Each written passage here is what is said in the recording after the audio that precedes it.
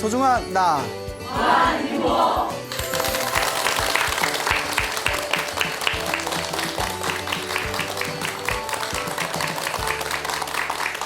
예, 만나서 반갑습니다. 예, 광우 스님이라고 합니다.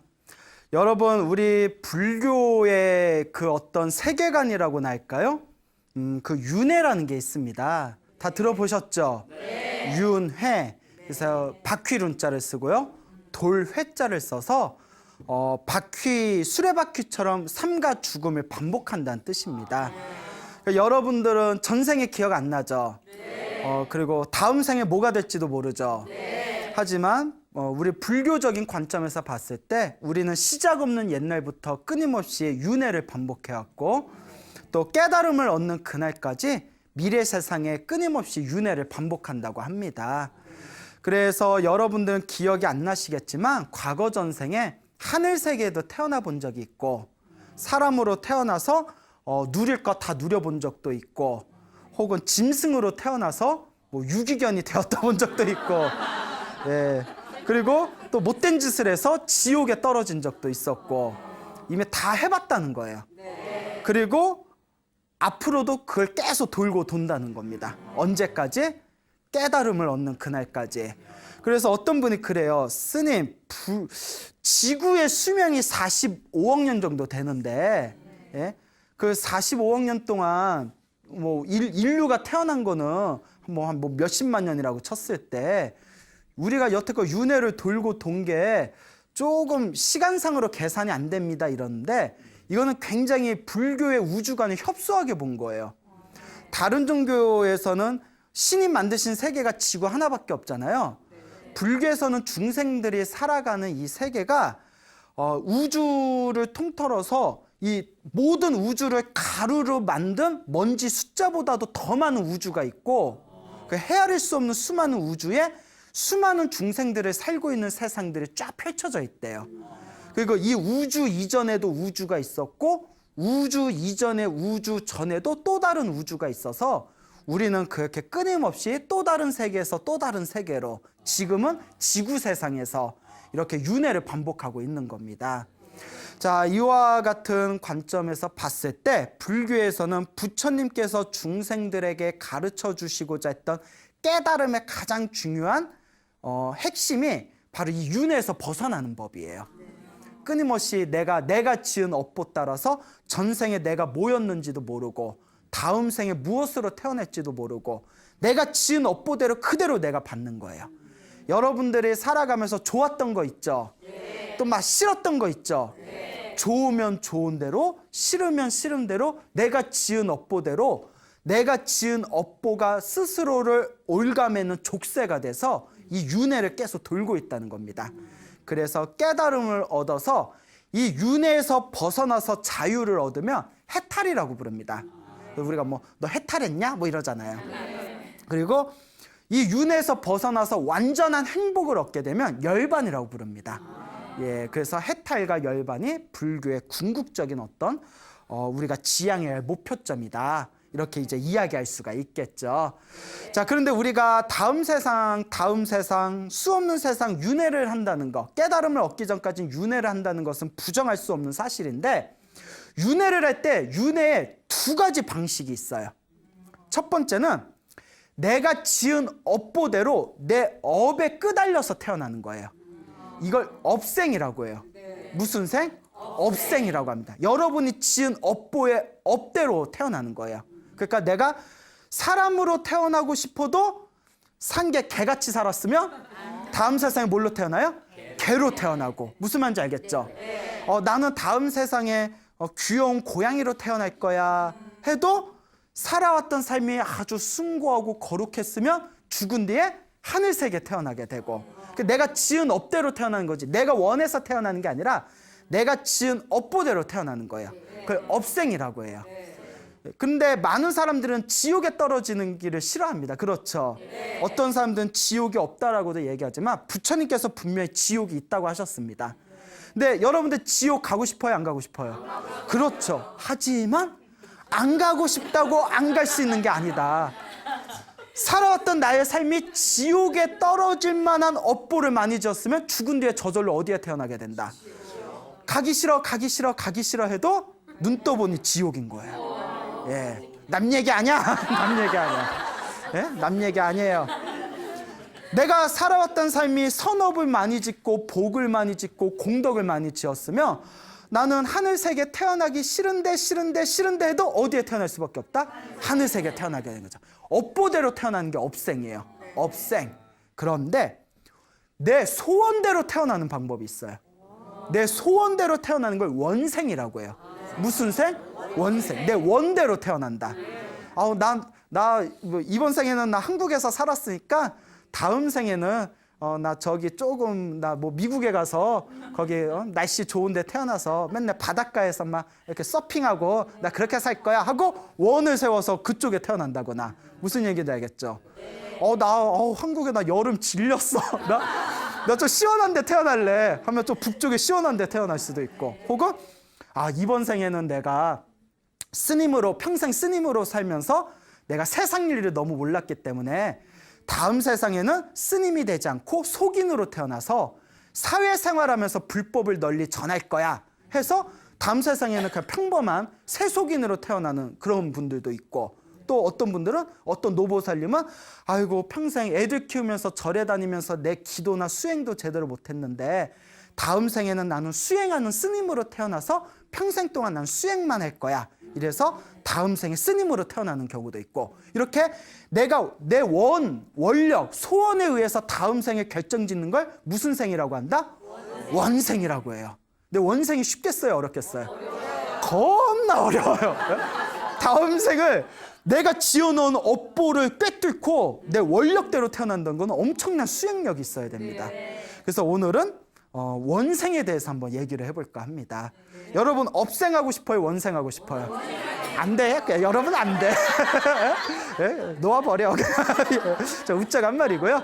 기도 열심히 하시면 원생 할 수 있어요. 여러분 대구에 파괴사라는 큰 절이 있는데 혹시 아세요? 몰라요? 파괴사 서운하겠다. 그 대구 팔공산에 동화사라는 큰 절이 있고요. 동화사 옆쪽에 보면 파괴사라는 큰 절이 있어요. 아주 유명한 절이에요, 파괴사가. 파괴사가 그 영조 알죠? 임금, 조선왕. 영조하고 아주 깊은 인연이 있는 사찰입니다. 오늘 그 원생에 대해서, 원력대로 태어나는 원생에 대해서 재미난 이야기를 좀 들려드릴까 합니다. 파괴사, 그 대구에 파괴사라는 절이 있는데 이 파괴사가 원래 신라 시대 때 지어졌대요. 신라 애장왕 시대 때 지어졌다가 이제 천년고찰이죠. 이 조선 시대까지 이제 꾸준하게 명맥을 유지하면서 사찰이 내려왔는데, 조선 시대가 여러분 다 알겠지만 숭유 억불 시대였잖아요. 그렇잖아요. 숭유 억불 시대. 그 조선 시대도 희한해. 왜냐하면 이성계 스승이 누구예요? 무학대사잖아요. 이성계 스승이 무학대사잖아요. 그래놓고 조선시대 때 가장 그 불교를 심하게 탄압했던 시대이기도 하거든요. 그 무학대사님이 잘못하셔서 조선시대 기껏 열어줬더니 뭔가 깊은 뜻이 있었겠죠.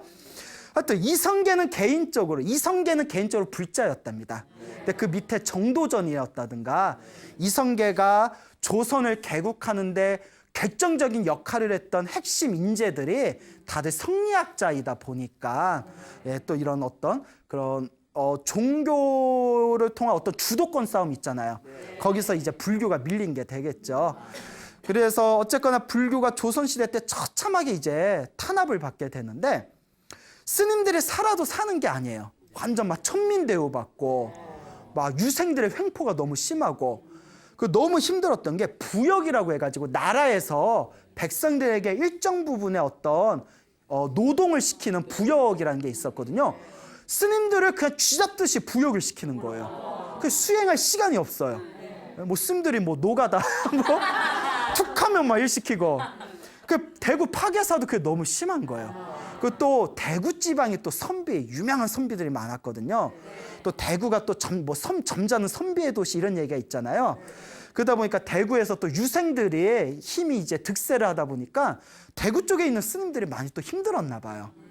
파괴사도 그 영향에서 벗어날 수가 없었어요. 스님들이 맨날 유생들의 횡포에 시달리고 맨날 나라에서 시키는 부역에 동원되다 보니까 머리를 깎고 스님이 됐는데도 수행할 시간이 없는 겁니다. 그때 파계사의 용파라는 큰 스님이 계셨대요. 용파 스님. 예? 막 용을 파. 예? 하여튼 용파라는 큰 스님이 계셨는데 용파 스님께서 보다 그냥 너무나 안타깝고 너무나 화가 나고 너무나 분해서 다음과 같이 결심을 합니다. 내가 한양으로 올라간다. 한양에 가서, 내가 서울이죠. 서울에 올라가서 한양에 올라가서 이 나라의 최고 권력자를 만나겠다.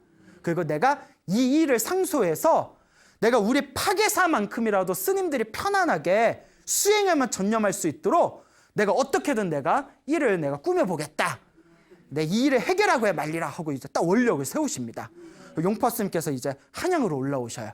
한양으로 딱 올라왔는데 웬걸? 한양 도성 안에는 스님들이 출입을 못하는 거예요. 거기에 어떤 그 허락이 없이는. 그러니까 용파 스님이 기껏 대구에서 올라왔는데 들어가요, 못 들어가요? 못 들어가요. 예, 어떡하지? 그래서 아직 때가 아닌가 보다 하고 시절 인연을 기다리면서 남대문 있죠. 네, 남대문 밖에서 거기 한양 도선 밖에 남대문 쪽에서 거기서 이제 자신의 숙소를 정해놓고 거기서 이제 기도를 올렸답니다. 간절하게 제 뜻이 성취될 수 있도록 부처님 제발 도와주십시오 하고 기도를 올리면서 사람이 무슨 일을 하든 복을 지어야 됩니다. 장사를 하든 사업을 하든 공부를 하든 큰 일을 이루려면 복이 있어야 돼요. 그러니까 특별히 그런 뭘 하든 일이 저절로 잘 풀리는 분들은 이미 전생에 지어놨던 분들이에요. 근데 이번 생에 내가 지어놓은 게 없는 것 같으면 이번 생에라도 많이 지어놔야 됩니다. 그러니까 우리 그런 거 있잖아요. 뭐 아들이 큰 시험 앞두고 있으면 뭐 사찰에다 큰 시주를 하고 기도를 올린다든가 이런 게 이제 뭐 복을 지으려는 또 아들이 뭐 큰 시험에 가면 뭐 방생하러 다닌다든가 뭐 이런 게 있잖아요. 그러니까 이 용파 스님도 내가 큰 권력자를 만나고 내 뜻을 이루려면 나도 복을 지어야 된다 생각이 되셔서 그 남대문 밖에 한강물에 가가지고 매일 한강물에서 한강을 떠다가 가난하고 없이 사는 사람들한테 물을 공짜로 보시를 올렸대요. 옛날에는 물이 귀해서 물보시가 엄청 컸답니다. 그래서 지금도 신도들이 이렇게 생수 같은 거 사서 부처님한테 이렇게 불단에 올려놓잖아요. 자, 그래서 이제 물보시를 하면서 그거 기도를 일념으로 기도를 하면서 부처님 제발 도와주십시오. 그렇게 3년이 지났대요. 3년이 지났는데 아무 변화가 없는 거예요. 그러니까 우리도 많은 불자분들이 100일 기도하면 몇 개월이에요? 3개월이잖아요. 3개월 100일 기도해놓고 효과가 있네 없네 이러면 안 돼요. 적어도 몇 년은 해야 된다? 3년. 3년 했는데도 효과 없으면 어떻게 해야 돼요? 6년. 아우 마음에 든다. 6년 해도 효과 없으면 어떻게 해야 돼요? 예, 안 할 거면서. 내가 효과 없어도 10년 기도한 사람은 내가 못 봤다. 예? 근데 그런 마음이 중요해요. 예, 그래도 말이라도 잘해서 고맙네. 그렇게 3년을 기도했어요. 3년을 기도하다가 속이 막 타는 거예요, 스님이. 3년을 한결같이 기도하고 물보시를 널리 했는 복을 지었는데 너 때가 이르질 않았구나. 그래서 밤 늦게까지 밤을 지새우면서 부처님한테 기도를 올렸대요. 부처님 제발 도와주십시오. 저의 뜻이 성취될 수 있도록 저에게 힘을 주십시오 하면서 기도를 올렸는데 3년이 지나서 밤새워서 기도를 올린 그날 임금 숙종이 꿈을 꿉니다. 예, 숙종 아시죠? 숙종. 예, 봤어요? 예, 예, 태종태세 문단세 나오잖아요. 예, 숙종이 다 이제 꿈을 꿨는데 꿈에 남대문에 올라가는 꿈을 꿨대요. 남대문에 딱 올라가는데 남대문에서 저쪽에 세 번째 집에서 갑자기 파란 용과 누런 용, 그러니까 청룡과 황룡이 큰 빛을 뿜으면서 그 집에서 두 마리의 용이 막 하늘로 올라가는 꿈을 꿨대요. 그 꿈에서 딱 용꿈이잖아, 용꿈. 용꿈이 이제 용 두 마리가 청룡과 황룡이 막 빛을 뿜으면서 하늘로 날아가는 꿈을 꾸고 꿈에서 딱 낀데, 야, 이거 누가 봐도 보통 일이 아니잖아요. 이런 꿈 꾸면 우리 제일 먼저 어디 가야 돼요? 복권, 로또. 예, 로또. 예. 그래서 근데 그 당시 로또가 있어요, 없어요? 없잖아요. 지금 껐어야 되는데. 그러니까 이제 너무 꿈이 신기하니까 그 다음날 일어나서 믿음직한 신하를 딱 부릅니다. 꿈에서 남대문 쪽에서 세 번째 집이었잖아요. 그 세 번째 집 쪽에 내가 신기한 꿈을 꿔서 그런데 그 집에 좀 사람이 있으면 그 사람을 좀 데려와 봐라. 그러니까 이제 그 신하가 예 알겠습니다 하고 이제 궁 밖에 나가가지고 남대문에 가서 세 번째 집을 딱 찾아가 봤더니 누가 계셔요? 용파 스님이 계시는 거예요. 용파 스님이 뭘 파고 있어요? 용을 파고 있어요. 자 어쨌거나 그래서 이제 용파 스님을 모셔왔어요. 그 임금님이 숙종이 딱 보더니 대사는 누구시오? 이름이 어떻게 되시오? 하니까 예 산승은 용파라고 하옵니다 하니까 숙종이 무릎을 딱 치면서 용용자잖아요. 아 이름에 용이 있으니 그래서 무슨 꿈을 꿨구나? 용꿈을 꿨구나. 내가 오늘 스님을 만나려고 용꿈을 꿨나 보. 어쩐 일로 그래 그 대구에서 한양까지 오셨어? 이러니까 자취조정을 설명하는 거예요. 우리가 이제 대구에 있는데 파계사에 있는데 유생들이 득세하고 막 횡포를 부려가지고 우리가 많은 걸 바라는 건 아니고 그냥 머리 깎고 수행 좀 하겠다는데 그 꼴을 못 보고 나라에선 부역 엄청나게 시키고 노가다 시켜놓고 주는 거는 없고 뭐 이러면서 엄청나게 그러면서 이제 그 용파 스님이 뭐 우리가 호구냐? 막 이러면서 하여튼 막 이렇게 사정을 했겠죠. 그 숙종이 다 듣고 안타까워하는 거예요. 내가 임금의 권력으로 임금의 명으로 스님의 그 어려움을 도와줄 수는 있어. 하지만 자 여러분 다 들어보셨죠? 기브 앤 테이크. 예? 공짜는 없다. 나도 조건이 있어. 이 조건을 들어준다면 내가 스님의 내가 청을 들어주겠어. 아 그래 임금님 그러면 전하 그러면 조건이 무엇입니까? 숙종이 자손이 빈약했대요. 뭐 그 장희빈사의 아들이 하나인가? 뭐 하여튼 그 아들이 하나인가 있었는데 되게 몸도 건강하지 못했고 그래서 나에게 내가 자손이 빈약해서 후손이 위태롭소. 그러니 튼튼한 왕자를 낳을 수 있게 생남불공을 올려주시오. 그 부탁을 하는 거예요. 왕자를 낳을 수 있게 생남불공이라고 하거든요. 남자가 태어나기를 바라는 불공, 생남불공. 여러분들 그런 거 안 해보셨나요? 예, 뭐 그래요. 뭐 안 할 수도 있죠. 뭐 옛날 할머니들은 다 하셨잖아요. 예, 절에 가서 뭐 떡두꺼비 같은 아들 낳게 해주세요. 그래서 자, 그래 어쨌거나 그러면서 이 숙종이 하는 얘기가 한양에서 근처에 절을 하나 선택해서 100일 동안 100일 생남불공을 올려주시오. 그러면 우리 궁에서 필요한 것을 다 지원하고 매일 우리가 예우를 하겠습니다. 그러니까 이 용파 스님이 그 얘기 딱 듣고 그러면 왕자만 우리가 기도 올려서 왕자만 낳게 해주면 우리 소원을 이룰 수 있는 거잖아요. 그러니까 이제 용파 스님이 좋습니다. 당연히 하겠습니다. 할 수 있습니다. 이러는 거예요. 야, 웬 용기? 그러다 안 되면 어쩌려고? 그러면서 이제 부탁을 하는 게 근데 임금님 전하 이게 큰 기도기 때문에 저 하나의 법력으로는 부족합니다. 때마치 금강산에서 수행을 아주 잘한 농산이란 스님이 있습니다. 요 농산이란 스님이 요 근처에 있는데 농산 스님하고 같이 기도해도 되겠습니까? 그 임금님이 그 숙종이 그건 알아서 그건 대사 마음대로 하시오. 어쨌거나 100일 기도 끝나고 제발 그 왕자 낳을 수 있도록 생남불공이나 잘 올려주시오. 요게 된다면 내가 우리 대사님 내가 소원 성취 해드리겠습니다. 그 이야기가 잘 됐어요. 그래서 이제 임금님하고 이제 이야기가 잘 된 뒤에 이제 그 금강산에서 공부했다는 농산 스님을 만나게 됩니다. 농산 스님을 만나서 또 이야기를 싹 풀어요. 이제 썰을 막 풉니다. 이제 싸바 해서 이제 쇼부를 봐요. 예? 스님 도와주시오. 우리 불법의 미래를 위해서 도와주시오. 100일 동안 같이 기도합시다. 그 농산 스님이 좋습니다. 나라를 위한 거고 스님들을 위한 일 아닙니까? 나도 함께 힘을 모아서 100일 기도를 하겠습니다. 그래서 한양 근처에서 이제 기도를 올리잖아요. 농산 스님은 저 북한산 밑에 금서남이라고 있었대요.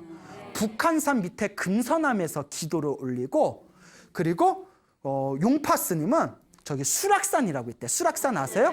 수락산 밑에 내원암이라는 암자에서 기도를 올렸답니다. 그렇게 지각정성으로 이제 100일 기도를 올리게 돼요. 진짜 이건 절체절명의 엄청난 기회잖아요. 그러니까 어떻게든 이제 아들 하나 봐야 그래서 이제 100일 기도를 열심히 올리다가 한 70일 정도가 지났대요. 70일에 딱 지난 뒤에 여러분 아까도 윤회 얘기를 했잖아요. 우리가 다음 생 태어난 게 자기 업보대로 태어난다고 했잖아요. 한 나라의 임금의 아들인 왕자로 태어난다면 복이 많아야 되겠어요? 적어야 되겠어요? 복이 많아야죠. 그래서 이 용파 스님이 이렇게 깊은 선정의 상태에 들어가서 천안통으로 그 조선에 있는 그 백성들을 싹 살펴봤대요. 조선의 백성 중에 죽은 뒤에 왕자로 태어날 만한 사람이 누가 있겠는가? 그 싹 이렇게 살펴봤대요. 그 심통력이 있는 스님이에요. 싹 조선 우리 금수강산 그 모든 그 백성들을 싹 이렇게 살펴봤는데 그 수많은 백성들 중에 왕자로 태어날 만한 인연 있는 중생이 있었더라 없었더라? 없었더라. 예. 그 둘 중에 하나도 못 맞춰. 예? 예. 있었더라 하면 재미가 없고 여기 이제 또 극적인 반전이 있어요. 없는 거예요. 왕자로 태어날 만한 복 있는 백성이 없는 거예요. 그러니까 어떡해요? 그러니까 고민에 빠져요.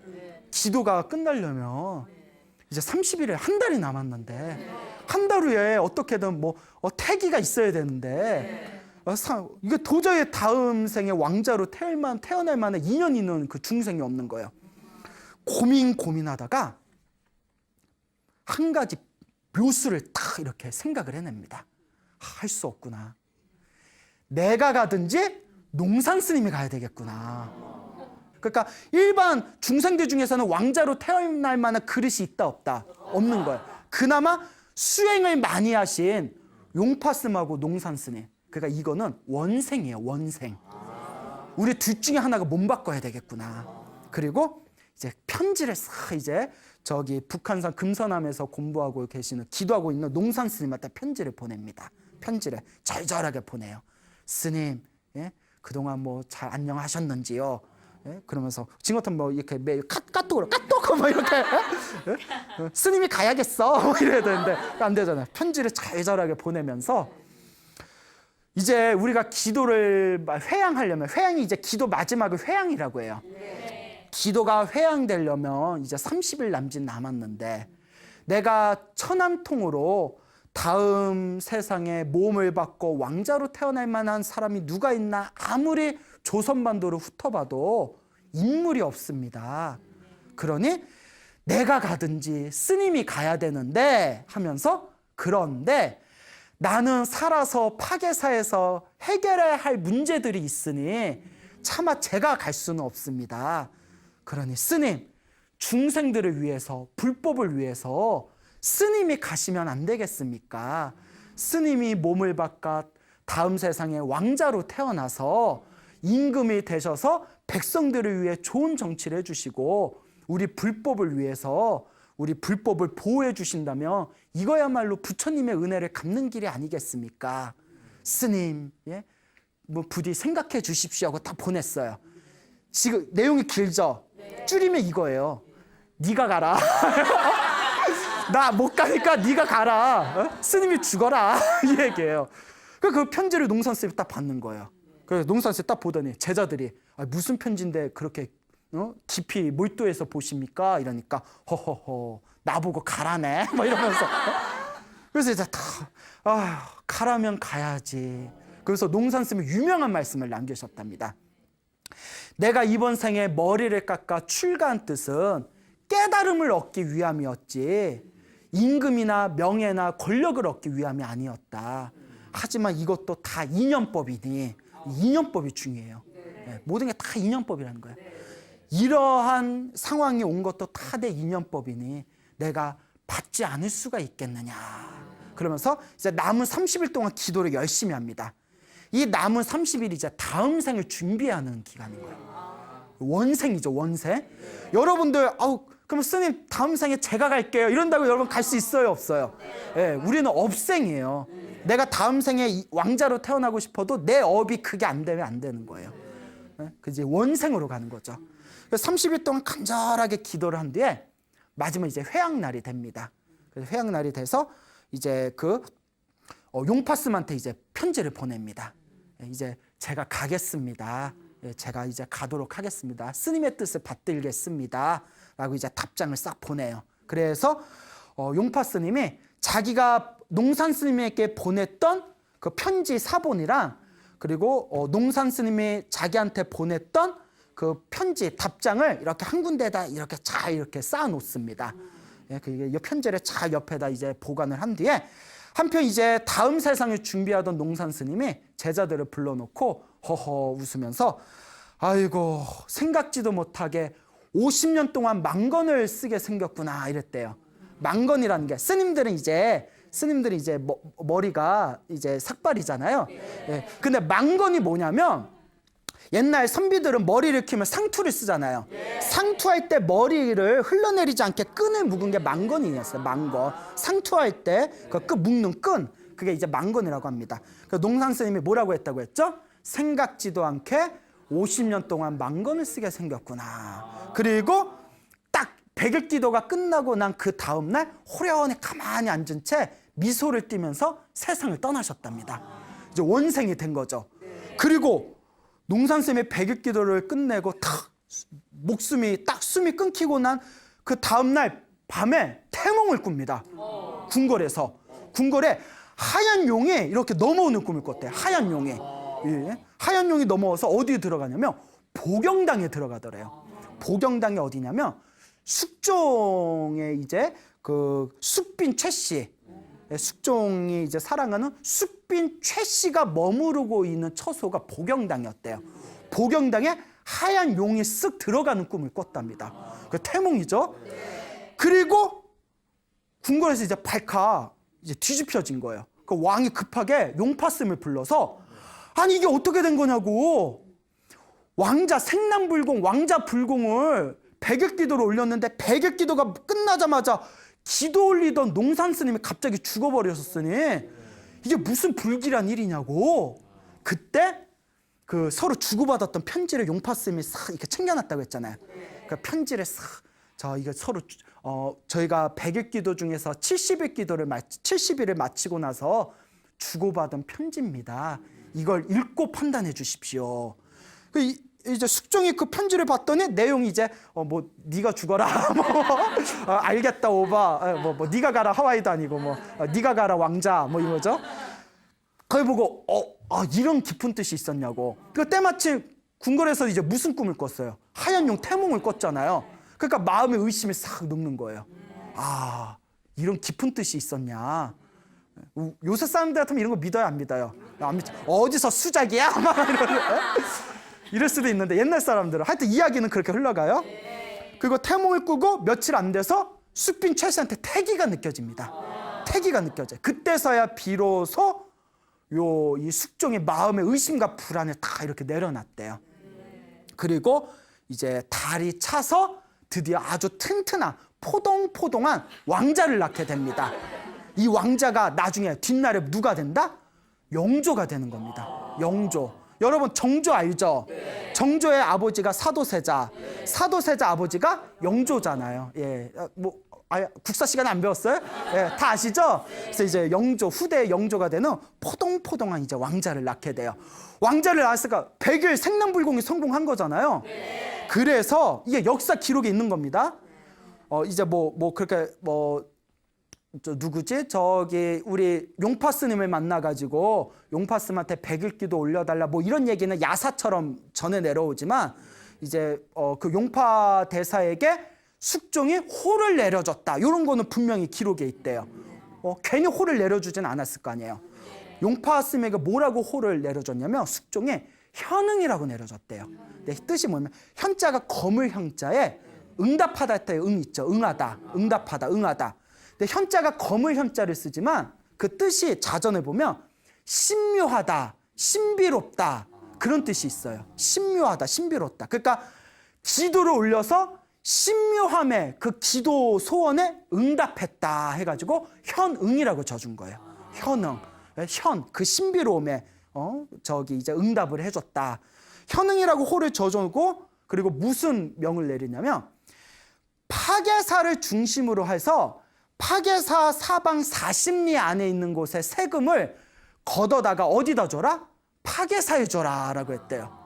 사방 40리면 어마어마하게 세금을 많이 거치잖아요. 그런데 우리 같으면 덥석 받았을지도 몰라. 와 로또다 막 이러면서. 근데 용파, 이 현흥 용파 스님이 엄청 지혜로우신 분이잖아요. 딱 이렇게 얘기합니다. 전하, 저희는 그 세금이 필요 없습니다. 대신 따로 소원이 있습니다. 그게 뭐냐? 역대 왕실에 왕들의 위패를 파괴사에 모실 수 있도록 해주십시오. 저희가 매일매일 그 돌아가신 왕들을 위해서 기도를 올리고 싶습니다. 극락왕생 기도를 올리겠습니다. 그 숙종은 기분 나빠요, 좋아요? 좋죠. 자기 조상님들 기도 올려주겠다. 아까 용파대사 쿨하다. 아니, 오히려 내가 고마운데 어떻게 그런 것까지 해준다고 해서 허락을 해줬답니다. 역대 왕들의 위패 모시는 것도 자기 마음대로 못하잖아요. 왕의 허락을 받고 딱 이제 파괴사에다가 그 역대 왕들의 위패를 모셨는데 이게 신의 한 수였어요. 잘 생각해 보세요. 유생들이 막 횡포를 불렸잖아요. 그런데 왕들의 위패를 모셔놓은 사찰에서 횡포 부릴 수 있어요, 없어요? 없죠. 바로 한양행이죠. 예? 바로 지옥행이죠. 그러니까 유생들이 이제 파괴사에 와서는 횡포를 못 부리는 거예요. 그리고 왕실의 보호를 받는 사찰이다 보니까 스님들의 함부로 불러서 일을 시킬 수 있다 없다. 그러니까 이제 부역에서 자유로워진 거예요. 그 뒤로 파괴사 스님들이 오로지 수행에만 전념할 수가 있었대요. 이와 같은 일화가 있습니다. 그래서 아니다 다를까 이제 그러면 이 영조 이제 숙종의 아들인 뒷날에 영조가 되는 이 분은 결국 전생에 누구였다?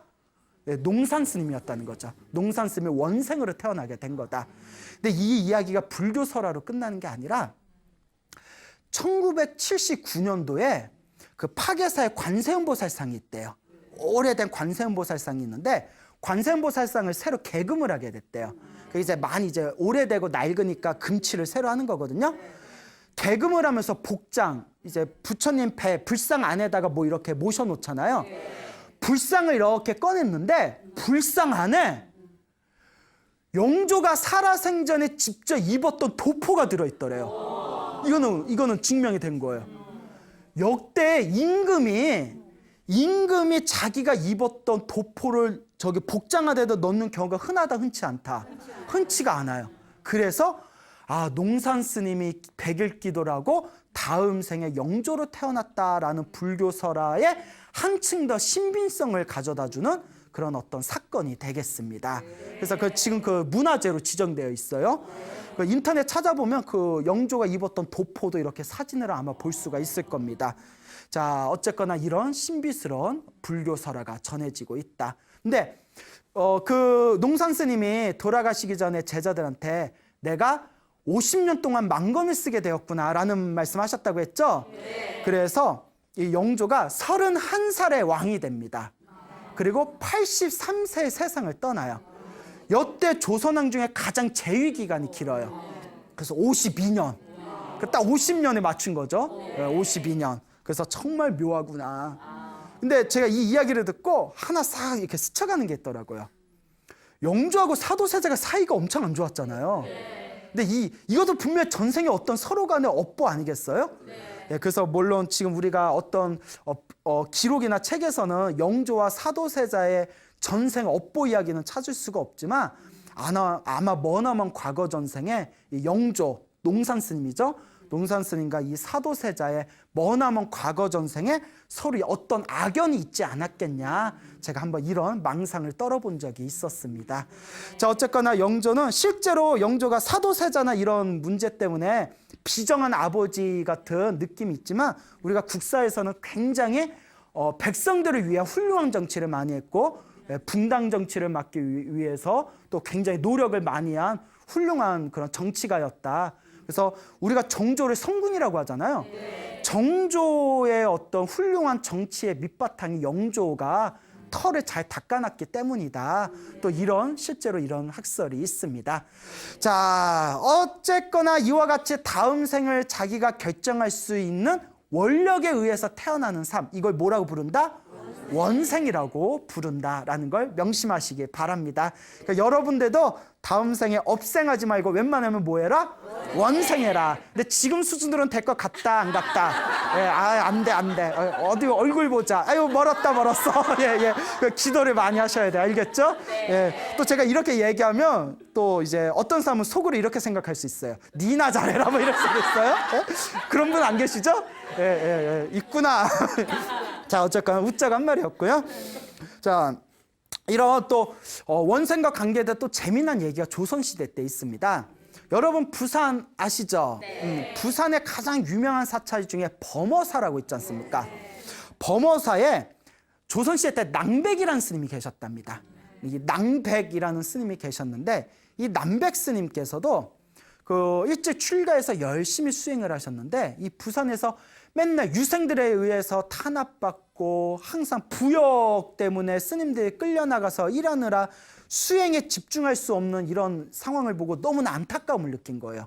그 아까 말한 파괴사 용파 스님처럼. 그래서 남백 스님이 마음에 큰 결심을 합니다. 그리고 매일매일 그 부처님 앞에서 다음과 같이 서원을 세웠답니다. 부처님, 제가 빨리 죽게 해주십시오. 제가 빨리 죽어서 다음 생에 큰 권력자로 태어나게 해주십시오. 제가 큰 권력을 가지고 태어나면 제가 우리 범어사의 스님들이 오로지 수행에만 전념할 수 있도록 제가 힘을 쓰고 싶습니다. 그러니까 제가 빨리 죽어서 다음 세상에 좋은 가문에 태어나서 제가 큰 벼슬을 얻도록 해주십시오라고 매일매일 기도를 올렸답니다. 대단한 거죠. 그러면서 이 낭백 스님이 그냥 기도만 올리면 복이 부족하잖아요. 그래서 여러분 뭐든지 자기의 원이 성취되려면 복을 많이 지어야 됩니다. 그래서 어떤 복을 졌냐면 그 부산에 가면 동네라고 있어요. 그 동네에 오고 가는 길목에다가 샘을 하나 팠대요. 옛날에 우물 하나 파는 게 그렇게 힘들었대요. 힘들게 샘을 파서 오고 가는 행인들이 쉬었다가 시원한 물을 마실 수 있도록 샘물을 파고 그리고 그 근처에다가 밭을 개간했대요. 힘들게 밭을 개간해가지고 오고 가는 사람들, 여행객들이 한테 무료로 보시로 그 밭에서 개간한 밭에서 나오는 채소, 야채를 무보시로 다 이렇게 나눠줬답니다. 그리고 또 부산에 가면 기장이라고 있대요. 기장. 예, 다 아세요? 부산에서 오셨나? 기장에 올라가는 고갯길에 조그만 초갓집을 져가지고 거기서 집신을 삼아서 그 고개를 지나가는 여행객들한테 무료로 집신을 다 이렇게 나눠줬답니다. 이렇게 평생을 힘들게 복을 짓고 매일매일 기도를 하면서 부처님, 제가 빨리 죽게 해주십시오. 제가 빨리 죽으면 다음 세상에 좋은 집안에 태어나서 큰 벼슬을 얻게 해주십시오. 그래서 우리 범어사 스님들이 편안하게 공부에만 전념할 수 있도록 제가 그렇게 크게 힘을 쓰고 싶습니다. 도와주십시오라고 매일 기도를 올렸답니다. 이쯤 되면 이제 업생, 원생, 이제 원생이죠. 복을 짓고 기도를 하면서 다음 생을 계획하는 거예요. 그렇게 복을 짓고 이제 그 기도를 하다가 드디어 어느 날 자신의 수명이 다했음을 딱 알게 됩니다. 이제 기도 많이 하다 보면 그런 게 딱 촉이 오나 봐요. 얼마 안 남았네 뭐 이렇게. 그래서 숲에 들어가셨답니다. 왜 숲에 들어가셨냐? 숲에 들어가서 굶주린 삼진승들한테 먹이를 주려고. 자기 몸을 마지막으로 보시하는 최고의 보시행이에요. 숲에 들어가서 내 몸뚱이라도 먹어서 배를 채워라 짐승들아 해서 산에 들어가서 고요하게 숨이 끊겼다고 합니다. 그리고 오랜 세월이 지난 뒤에 그 경상도 감찰사에 순찰사에 조엄이라는 이름의 관리가 왔답니다. 조엄. 예, 조엄이라는 관리가 경상도 순찰사로 와서 그 동네 있죠, 동네군. 예, 그 부산에 있는 동네군에 이렇게 순찰을 왔대요. 근데 날씨가 너무 좋더래요. 날씨가 너무 좋으니까 여기 어디 경치 좋은 데가 있느냐? 요쪽 동네 저기 범어사라는 절이 있는데 경치가 아주 기가 막힙니다. 그래, 범어사? 한번 가보자. 그 범어사에 다 이렇게 갔는데 고향에 온 듯한 느낌이 들더래요. 이제 눈치가 빠르신 분은 느껴지죠? 이거 어디서 많이 와본 것 같은데? 어디서 많이 와본 것 같은데? 이걸 우리가 전문 용어로 데자뷰 현상이라고 있는데 아시죠? 어디서 많이 본 것 같아요. 데자뷰. 예? 자, 그래서 고향이 온 것 같은 느낌에서 이제 법당에서 부처한테 이렇게 절을 올리고 주지 스님이 멀리서 큰 이제 저 관리가 왔다니까 이렇게 모신 거예요. 이제 젊은 관리를 모신 뒤에 이렇게 차를 나누고 이런 대화를 하다가 그 주지 스님하고 이런 대화를 하다가 조엄이 그 관리가 조엄이라는 이름의 관리가 여기 뭐 힘든 일은 없습니까? 하니까 주지 스님이 기다렸다는 듯이 절이 막 부역이 많아서 스님들이 수행하기도 힘들고 어렵고 괴롭고 막 하니까 갑자기 조엄이 가슴이 두근두근 뛰더래요. 막 가슴이 뛰더니 그런 일이 있었습니까? 그걸 제가 해결해 드리겠습니다. 스님들이 오로지 공부에만 전념할 수 있도록 제가 해결하겠습니다 이러더래요. 깜짝 놀라가지고 주지 스님이 참 이상합니다. 사실 오늘 예전에 낭백이라는 스님이 계셨는데 이 낭백 스님께서 자기가 다음 세상에 죽어서 다음 세상에 태어나며 큰 벼슬 관리로 태어나서 이 범어사 스님들이 수행에만 전념할 수 있도록 모든 일을 다 해결해 주겠다고 항상 원력을 세웠는데 오늘이 낭백스님 제삿날입니다. 제삿날에 우리 젊은 관리가 오셔서 범어사 문제를 다 해결해 주겠다고 하니 혹시 낭백스님이 죽어서 이번 생에 우리 조엄이라는 관리로 오신 게 아닌가 저는 그런 생각이 듭니다 이러더래요. 그래서 아니나 다를까 이 조엄이라는 이 관리가 범어사 스님들이 수행하면 전념할 수 있도록 부역을 다 면제해줬다라는 이야기가 전해지고 있습니다.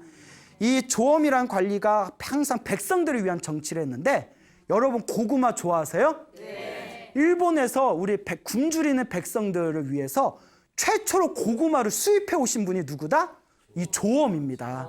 예, 그 고구마 하면 이제 조엄 위인전에도 나와요. 고구마 할아버지 조엄 해가지고 그래서 이 조엄이 평생토록 백성들을 위한 정치를 했고 그리고 불사를 굉장히 많이 행했답니다.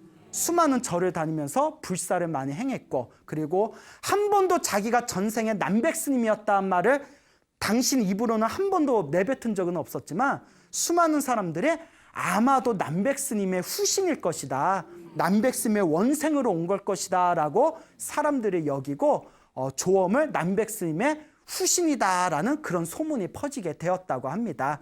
그래서 지금도 그 범어사의 어상교라는 다리 밑에 비석들을 모아놓은 비석골이 있대요. 그 비석골에 조엄을 위한 비석을 따로 세워놨답니다. 그래서 우리 불교사라에서는 그 낭백스님의 죽어서 후신으로 이 조엄이라는 이 선비가 태어나게 되었다라는 그런 재미난 설화가 전해지고 있습니다.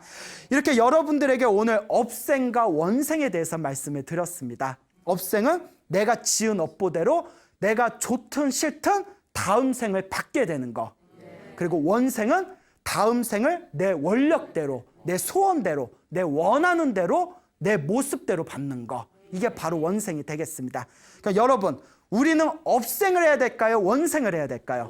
예, 여러분, 기도를 많이 하시고 복을 많이 지으시고 좋은 원력을 계속 심어 놓으면 반드시 다음 생에 원생을 하시게 될 겁니다. 여러분, 행복해지고 싶습니까? 네. 행복한 삶을 창조하고 싶습니까? 네. 복을 지으십시오. 선업을 지으십시오. 공덕을 쌓으십시오. 복과 선업과 공덕의 힘이 여러분들을 진정한 행복의 길로 이끌어 줄 것입니다. 오늘 여기서 마치겠습니다. 소중한 나 무한행복